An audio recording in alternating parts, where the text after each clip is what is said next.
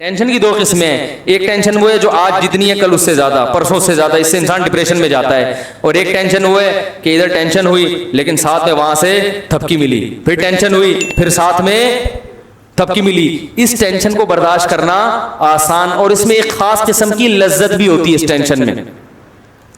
وہ لذت ہوتی ہے امید کی کہ بھائی ٹینشن تو ہے مگر مستقبل میرا اچھا ہے، اللہ کی محبت ملے گی. ضمیر مطمئن رہتا ہے انسان کا کہ میں صحیح سمت پہ جا رہا ہوں. یہ ضمیر کا اطمینان اتنی بڑی اللہ کی رحمت ہے کہ یہ کروڑوں روپے بھی دے کے اگر مل رہی ہو نا تو یہ سستی ہے.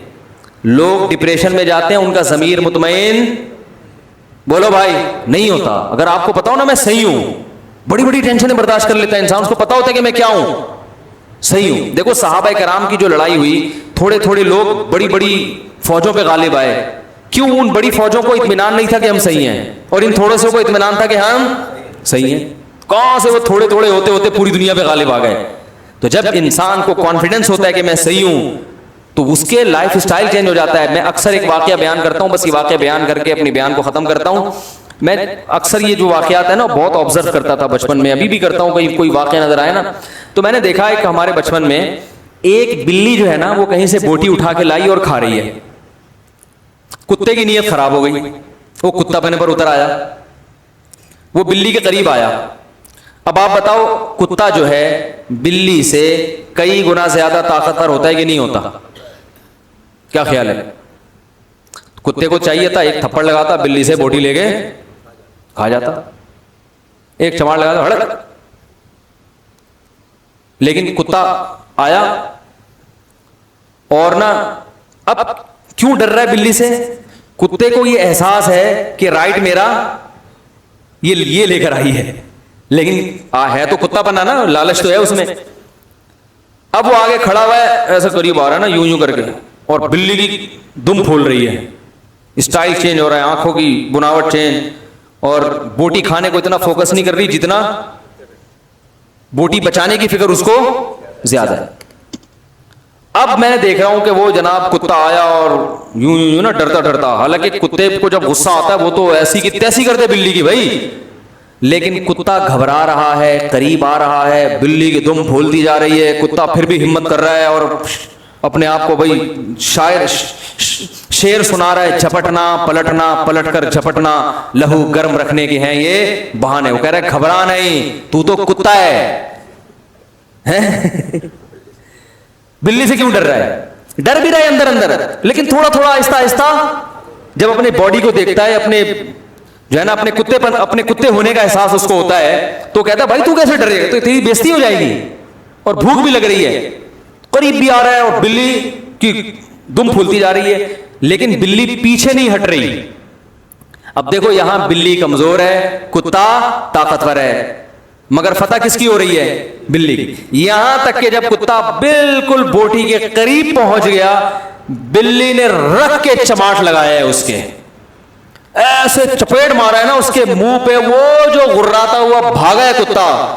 میں نے کہا یار کاش اس دور میں یوٹیوب ہوتا نا، میں اس کی ویڈیو بنا کے ضرور ڈالتا، اپنے چینل پہ ڈالتا. لوگ کہتے ہیں یہ دیکھو مفتی صاحب کے بیانات ہو رہے ہیں، یہ کتے بلی کی باتیں. میں کہتا ہوں کتے بلی کی باتیں نہیں، ہمارے بیان میں کتے بلی کی ویڈیو بھی آئے گی، ویڈیو چلا دیتا ہوں. یہ کانفیڈنس بلی میں جو پیدا ہوا ہے، کس نے پیدا کیا؟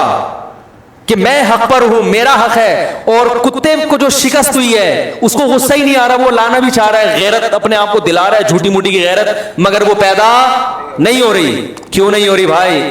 اس لیے نہیں ہو رہی، اس کو پتا ہے کہ میں غلطی پر ہوں. تو انسان میں تو یہ احساس کتے بلی سے کئی گنا زیادہ ہے، کیونکہ اللہ کا شکر ہے انسان کتے نہیں ہے، انسان تو انسان ہے. تو وہ چاہے وہ کیسے ہی کتے پنے پہ آ جائے نا، اس کو یہ احساس رہتا ہے کہ یہ انسانوں والا کام نہیں ہے. اس کا ضمیر اس کو ملامت کرتا ہے، اندر سے ٹارچر کرتا ہے اس کو.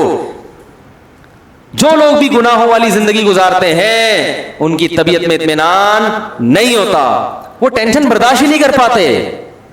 اور آپ جب حق پر ہوتے ہو تو پھر آپ کو تسلی ملتی ہے اللہ کی طرف سے، آپ کا ضمیر بھی آپ کو تسلیاں دیتا ہے. یہ چیز اتنی بڑی نعمت ہے، اتنی بڑی نعمت ہے کہ اگر لوگوں کو اس نعمت کا اندازہ ہو جائے تو کروڑ یہ نعمتیں بازار میں بکنا شروع ہو جائے نا، اربوں روپے بھی اس کی قیمت کم ہے. یہی تو سب کچھ ہے انسان کے لیے. تو یہ اللہ کی بڑی نعمت ہے. اس لیے میرے بھائی جتنے گناہ ہے نا اپنی زندگی سے آہستہ آہستہ نکال دیں. اور اللہ کا دین اس میں نرمی ہے مگر لچک نہیں ہے. یہ بڑی مسٹیک ہوتی ہے لوگوں سے, لچک کو نرمی سمجھ لیتے ہیں اور نرمی کو لچک. مثلا نرمی بہت ہے, آپ فرض نماز کھڑے ہو کر نہیں پڑھ سکتے, اسلام نے کہا بیٹھ کے پڑھ لو.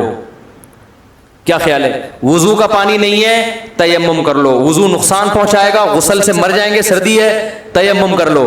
یہ لچک ہے کیونکہ اللہ غفور رحیم ہے. لوگ اس کا مطلب سمجھتے ہیں کہ بھائی اس کا مطلب ہے اللہ تعالیٰ بہت رعایت دے رہا ہے, لہذا بیماری میں اگر چھوڑ دی جائے تو اللہ کیا ہے؟ غفور. نہ نہ نہ, چھوڑنے کی اجازت نہیں ہے بھائی.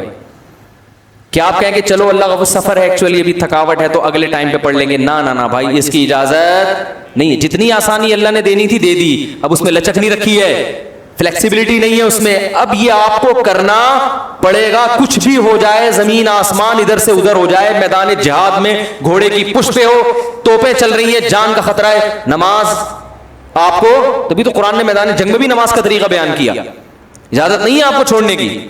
روزے میں اللہ نے حکم دے دیا, بیماری میں بھی چھوڑ سکتے ہو, سفر میں بھی, یہ اللہ کی طرف سے آسانی. لیکن لچک نہیں ہے کہ اب آپ اپنی طرف سے اس میں کچھ کر لیں کہ یار چینجنگ, اصل میں ایکچولی آج گرمی بہت ہے, کل میرا پیپر بھی ہے, ایگزام بھی ہے, تو اب میں روزہ سردیوں میں رکھ لوں گا. نہ نہ نہ بھائی, دو آسانی اللہ نے پیدا کر دی, تیسری پیدا کرنے کی آپ کو اجازت نہیں ہے. گرمیوں میں روزہ ہو, ریگستان میں ہو, آپ مزدور ہیں, آپ کے لیے روزہ رکھنا ناممکن بھی کیوں نہ ہو, آپ کو روزہ رکھنا پڑے گا. جب آپ کو جان کا خطرہ ہو تو روزہ توڑ دیں, چھوڑنے کی اجازت نہیں ہے. اس لیے رمضان کا روزہ صرف بیمار چھوڑ سکتا ہے اور مسافر. تمام فقہا کا اتفاق ہے کہ رمضان کا روزہ گرمی میں کنواں کھودنے والا مزدور نہیں چھوڑ سکتا. آج ہم نے اپنی طرف سے جو ہے نا بہت ساری چیزوں میں لوگوں کو کیا دینا شروع کر دیا ہے, مذہب کا بیڑا غرق کر دیا ہے. جاب مل رہی ہے, باس کی طرف سے نماز کی اجازت نہیں ہے, جاب جائز نہیں آپ کے لیے. نماز جہاں جہاں چھوڑنا جائز تھا وہ اللہ نے بتا دیا, اور یہ بتا دیا کہ جائز کہیں بھی نہیں ہے نماز کے اوپر, یہ بتا دیا. آپ کہہ سکتے ہیں کہاں کا چھوڑنا جائز ہے, ہمیں بتاؤ. اللہ نے بتا دیا کہیں بھی چھوڑنا جائز نہیں ہے, پڑھنی پڑے گی, سوائے اس کے یا تو بے ہوش ہو جاؤ, ہوش ہی نہ ہو, ایسی کنڈیشن ہو تو ایک الگ بات ہے. تو آج پردہ کرنا پڑے گا عورت کو. ہاں جہاں اللہ نے گنجائش دے دی, بھائی علاج کی غرض سے یا کہیں نکاح کرنا ہے اس کی غرض سے کسی کو دیکھنا ہے تو وہ الگ بات ہے, اس صورت میں گنجائش ہے دیکھنے کی. یا اور جو شریعت کے جہاں گنجائش دی وہاں تو ہے. آپ کہیں کہ نہیں جی ایکچولی مجھے جاب کرنی ہے تو میں پردہ نہیں کر سکتی, مجھے گرمی بہت لگتی ہے, ایکچولی پسینہ بہت آتا ہے تو میں موٹے کپڑے نہیں پہن سکتی, آپ کو اس کی اجازت بولو نا بھائی نہیں ہے. اسی طرح یاد رکھو, حقوق العباد میں بھی اپنی لاجکیں پیش کر کے لوگوں کا حق نہ مارا کرو. کسی کے گھر جانا ہوا, میرا ایک بڑی عمر کی خاتون ہے بیچاری, ان کے گھر میں گیا تو بیوہ ہیں وہ, تو انہوں نے میری دعوت کی. وہ ماشاءاللہ بڑا گھر, پتہ چلا جی وہ ان کے بھائی نے اب ان کو گھر سے نکال دیا, بیوہ بہن کو. کیوں نکالا؟ کہ بھئی یہ گھر ہم رینٹ پہ دے رہے ہیں. تو میں نے ان سے ویسے ہی باتوں میں پوچھ لیا, میں نے کہا یہ گھر کا مالک کون ہے؟ انہوں نے کہا میرا بھی اس میں حصہ ہے 20% یا 25%. میں نے کہا پھر یہ تو آپ کو نہیں نکال سکتے, لیکن نکال رہے ہیں. کہہ رہے ہیں ہم نے آپ پر خرچ اتنا کیا, ہمیشہ آپ کا خیال کیا ہے, ایکچولی ہم ہی تو آپ کا, اب آپ رہیں کرائے پر رہیں, ہم اس کو کرائے پر. میں نے کہا اگر کرائے پر دیتے ہیں تو اس کرائے کا 20% آپ کو دیں, اس کے لیے بھی تیار نہیں ہے. اور دلائی کہ ایکچولی اصل میں وہ ہم ہی تو ہیں, جیسے آج کل جو بھائی بہن کی وراثت کھاتا ہے نا اس کے بعد دلائی بہت ہوتے ہیں.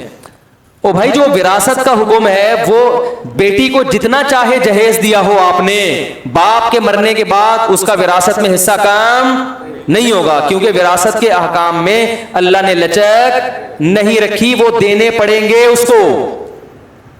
لوگ دلائی پہ آ جاتے ہیں, یار اس کو ضرورت نہیں ہے. بھائی جان آپ وہ کروڑ پتی کیوں نہ ہو اور آپ قحط سے مر رہے ہو, پھر بھی اس کا وراثت میں حصہ نکلے گا. دیکھو اسلام میں ایک بھائی ہے جو ارب پتی ہے اور ایک کے پاس گٹکے کے پیسے بھی نہیں ہیں, وراثت میں دونوں کا حصہ برابر ہے. جو غریب ہے وہ یہ کہہ کے زیادہ پیسے نہیں لے سکتا کہ تمہیں کیا ضرورت ہے لہذا یہ پلاٹ بھی میرا ہو گیا. او بھائی نہیں لے سکتے آپ کو دینا پڑے گا. اسی طرح ماں اپنے بچوں کی وراثت غصب بولو بھائی نہیں کر سکتے. اب باپ مر جاتا ہے تو اماں کیا کہتی ہیں, یہ میرا مکان ہے, میں اپنی زندگی میں کسی کو حصے بقیے نہیں کرنے دوں گی. ابھی باپ کا کفن میلا نہیں ہوا, میرے میاں کی جائیدادیں بٹنا شروع ہو گئیں, نہیں میں نہیں دوں گی, میں یہ نہیں کروں گی. بھائی یہ آپ کا ہے ہی نہیں, یہ کس کا ہے؟ یہ اللہ نے جس کا کہہ دیا یہ اس کا ہے. اس میں بیٹے کا اتنا ہے, بیٹی کا اتنا. میرے پاس کیس آتے ہیں, میں کہتا ہوں بھائی اماں کا 8واں حصہ ہے 12.5%.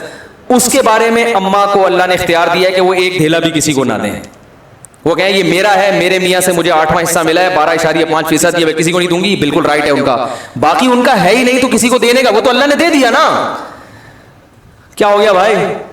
اگر اللہ نے ماں کو یہ حق دیا ہوتا تو قرآن میں اللہ وصیت کے حکام بیان نہ کرتا وراثت کے. اللہ کہتے ہیں جو ماں جس کو جتنا دینا چاہے اس کو دے دینا, اگر وہ نہ دینا چاہے تو پھر میرے حساب سے پھر اتنا بنتا ہے, اتنا دے دینا.